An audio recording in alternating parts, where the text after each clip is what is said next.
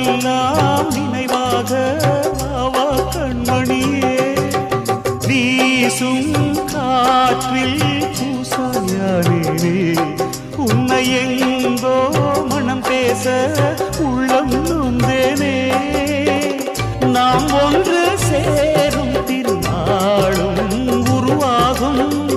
ஜென்மங்கள் ஏழேழும் நாம் வாழ்வதை தடுத்திட முடியாது